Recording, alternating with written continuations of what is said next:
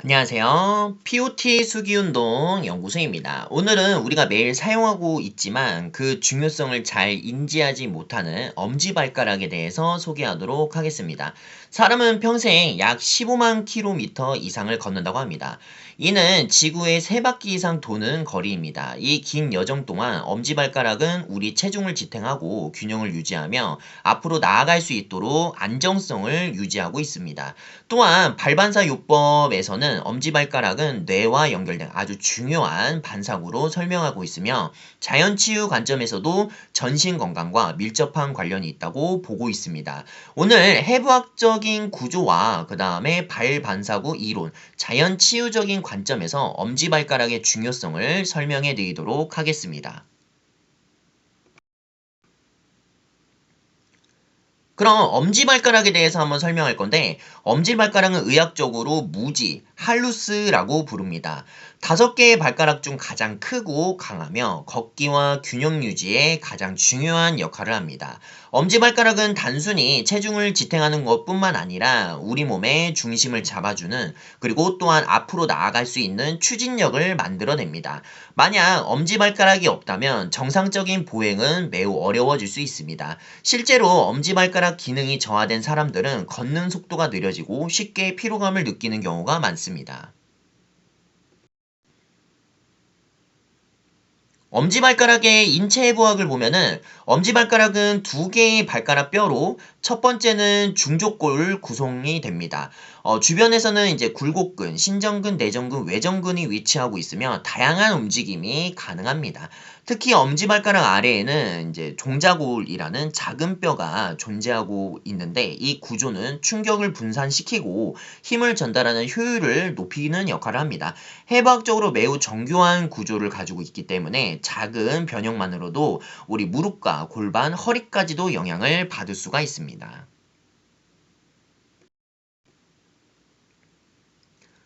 그리고 엄지발가락은 체중 분산 기능까지도 할 수 있는데 보행 시 체중은 발 뒤꿈치에서 시작하여 발바닥을 지나 엄지발가락으로 전달됩니다. 특히 발을 떼는 마지막 순간에는 체중 대부분이 엄지발가락에 집중됩니다. 엄지발가락이 제대로 기능하지 못하면 다른 발가락이나 발목에 과도한 부담을 받게 되고 통증과 피로가 발생할 수 있습니다. 따라서 엄지발가락은 우리 몸에 충격 흡수를 하는 장치라고 볼 수가 있습니다. 그럼 보행과 추진력에도 엄지발가락은 영향을 줄 수가 있는데 걸을 때 발을 앞으로 내미는 이제 힘을 추진력이라고 합니다. 이 추진력은 대부분의 엄지발가락에서 발생합니다. 육산 선수나 축구 선수들이 엄지발가락의 근력을 중요하게 생각하는 이유도 여기에 있습니다. 엄지발가락 근육이 강할수록 보행 효율이 증가하고 에너지 소비는 감소하게 됩니다. 그리고 균형 유지에도 도움이 될 수 있는데 사람이 한 발로 서 있을 때 엄지발가락은 지속적으로 바닥을 눌러 균형을 유지할 수 있습니다. 엄지발가락 근력이 감소하면 중심을 잡는 능력이 떨어져 낙상 위험이 증가할 수 있습니다. 특히 노인의 낙상 사고는 골절과 장기 입원으로 이어질 수 있기 때문에 발가락 근력 관리는 매우 중요합니다. 최근에는 엄지발가락 근력이 노인의 건강 수명과도 관련이 있다는 연구들도 보고되고 있습니다.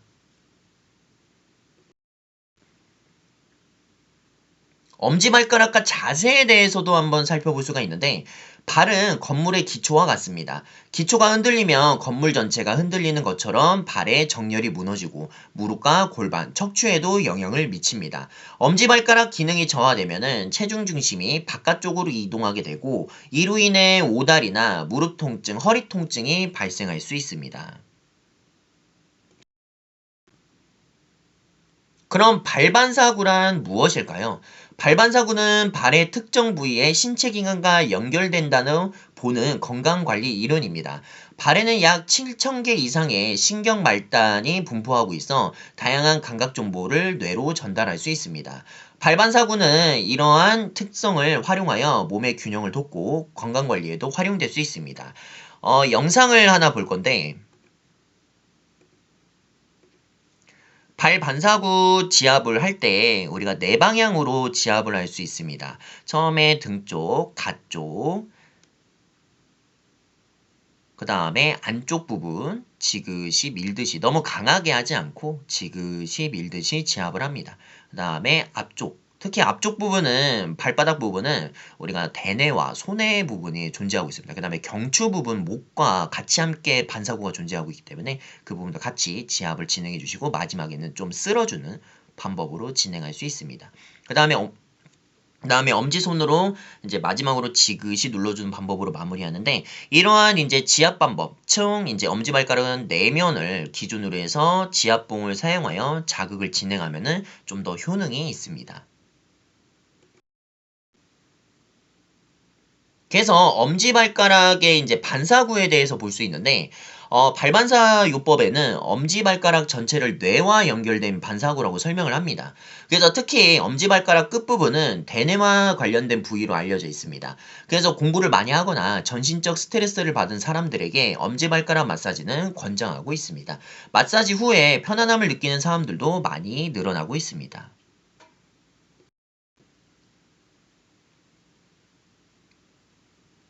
그리고 또한 이제 뇌 건강과 연관성이 또 볼 수가 있는데 뇌에 관련된 반사구로서 우리가 집중력과 또 기억력, 그다음에 스트레스 관리에도 영향을 줄 수가 있습니다.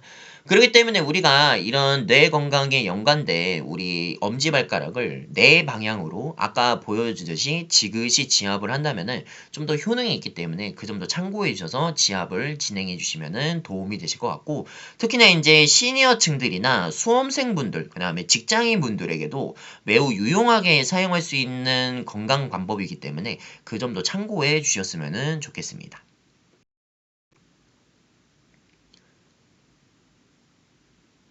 그 다음에 이제 목과 그 다음에 경추 반사구로 볼 수가 있는데, 이제 우리가 목 근육에 긴장이 됐을 때도 우리가 이제 엄지발가락의 측면 부분을 좀 더 지압을 하고 눌러주면 좋습니다.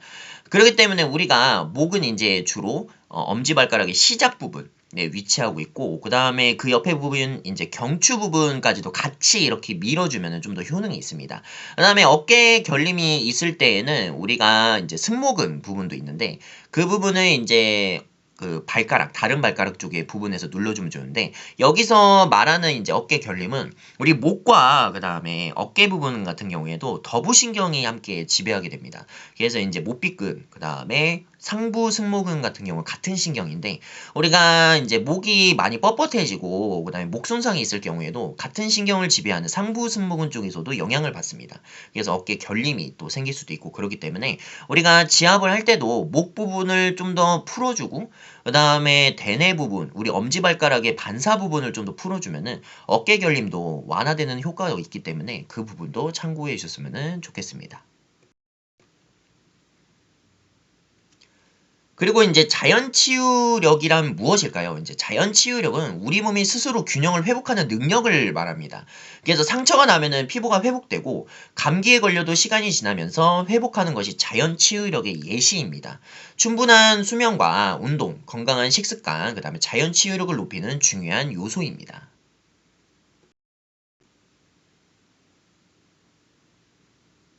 그래서 이제 엄지발가락을 누르는 효능을 볼 수가 있는데, 발은 심장에서 가장 먼 쪽으로 위치하기 때문에 혈액순환을 원활하게 하지 않으면 발이 쉽게 차가워질 수가 있습니다. 엄지발가락과 발바닥을 자극하면은 우리가 혈액순환을 촉진하는 데 도움이 되고 근육 이완과 그 다음에 피로 감소에도 도움이 될 수 있습니다. 손발 냉증이 있는 분들도 특히 이제 발 운동과 마사지를 권장하고 있습니다.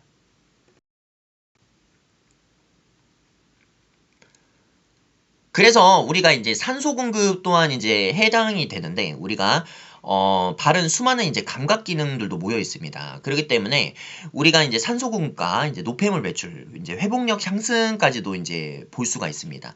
그리고 또한 이제 발 반사구 마사지 이후에는 우리가 물을 마셔주면은 노폐물 배출이 좀 더 쉽게 이루어질 수 있기 때문에 그 부분도 참고해 주셔서 발 마사지 이후에는 우리가 따뜻한 물 한 잔 먹으면서 이제 노폐물 배출에도 도움이 될 수 있으니까 그 점도 참고해 주셔서 진행해 주시면은 도움이 되고, 그다음에 또 이제 족욕 이후에 발 마사지를 받는 게 좋습니다. 좀 더 혈액순환에 좀 더 도움이 될 수 있기 때문에 우리 발 마사지 이전에는 좀 더 족욕을 충분히 하고 그다음에 이제 그 발 마사지를 받으면 좀 더 효과가 높아집니다. 근데 족욕을 할 때 보통 와인이라든지 그런 거를 좀 넣으면 어떠냐 그렇게 말씀해 주시는 분들도 있는데, 와인보다는 사실 그냥 따뜻한 생수로 하시는 것도 추천합니다. 근데 이게 피부를 통해서 우리가 알코올 성분이 일시적으로 들어올 수가 있는데, 우리가 그렇게 되면은 우리 몸에는 알코올을 독소입니다. 그렇기 때문에 우리 독소를 또 이제 피부를 통해서 들어왔던 거를 간에서 또 해독을 해야 되기 때문에 우리 오히려 건강에 더 안 좋습니다. 그렇기 때문에 와인보다는 차라리 중국에서는 이제 진기한 그런 약재들을 좀 끓여서 이제 족욕을 하는 방법도 있거든요. 그렇기 때문에 우리가 족욕과 관련된 이런 제품을 사용해도 좋고, 그다음에 약재가 있다면은 약재를 끓인 물을 좀 미지근하게 좀 온열로 해서 좀 족욕을 진행을 해주시면은 오히려 그게 더 효과가 더 있지 않을까라는 생각을 합니다.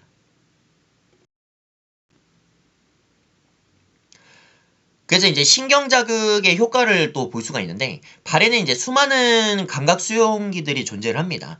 맨발 걷기나 그다음에 발가락 운동, 그다음에 감각신경을 자극하여 균형 향상에도 또 도움이 될 수가 있습니다.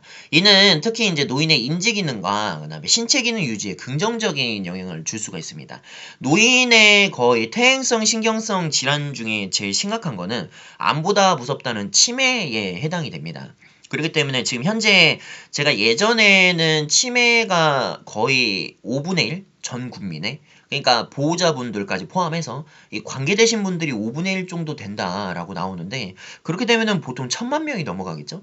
근데 지금은 훨씬 더 늘어났을 것입니다. 그래서 치매 인구가, 진단받은 인구가 한 몇백만 명이 될 정도로 정말 규모가 상당한데, 그러한 이제 치매를 예방하기 위해서도 걷기 정말 중요합니다. 걷기 중요하고, 발바닥 부분에 우리 감각신경을 좀 더 자극해주는 방법도 좋고, 그 다음에 운동, 이제 발가락 운동이라든지 손가락, 특히 손을 이용한 운동도 좀 더 도움이 될 수 있습니다. 그래서 새로운 취미나 공부나 경험을 토대로 해서 우리 인지 기능을 향상되는 걸 좀 도움이 될 수 있고, 그 다음에 또한 우리가 이제 영양 관리도 좀 중요한 부분이라고 볼 수 있습니다. 우리가 혈관에 혈액순환이 좀 더 잘 돼야 뇌에 있는 산소 공급이 잘 되면서 우리 치매에 예방되는 효과가 있습니다. 그렇기 때문에 우리가 이제 인지 기능을 향상하기 위해서는 이제 발가락 운동, 손가락 운동을 진행해 주고, 학습을 통해서 인지 기능이 향상될 수 있고 영양 관리를 통해서도 향상될 수 있습니다. 그다음에 요즘은 또한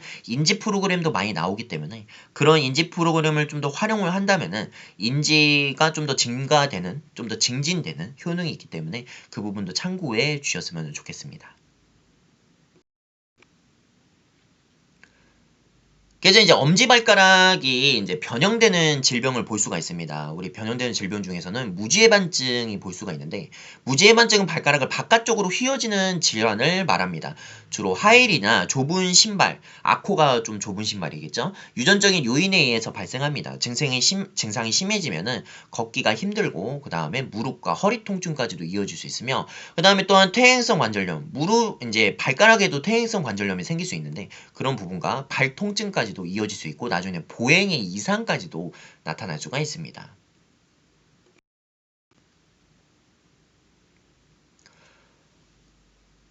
그리고 또한 이제 엄지발가락 기능이 약해지는 이제 보행 속도도 감소할 수가 있습니다. 그래서 이제 균형 운동과 그 다음에 우리가 낙상 위험까지도 증가할 수 있기 때문에 이거를 예방하기 위해서는 우리가 운동이 필요합니다. 그래서 어떤 운동이 좋냐면은 우리가 발가락 벌리기 운동, 발가락을 좀 벌려주고, 그 다음에 그 엄지발가락을 드는 운동, 그 다음에 나머지 4가지 발가락을 드는 운동도 도움이 됩니다. 그 다음에 수건 잡기 운동도 도움이 되고, 탁구공을 잡아서 바구니 안에 넣는 그런 발가락 운동도 좀 도움이 될 수 있습니다. 그 다음에 우리가 또 맨발 걷기도 도움될 수 있고, 그 다음에 마지막 사진을 보면은 우리 양 손가락으로 발가락 벌림을 할 때 좀 저항을 주면서 운동을 시키는 방법이 있습니다. 그렇기 때문에 그런 운동을 통해서 우리 발가락 운동을 통해서 우리 뇌 기능도 자극될 수 있고 내재근과 외재근 기능도 강화하여 우리가 무지해반증이라는 근골격계 질환을 예방하는 데 도움이 될 수가 있습니다.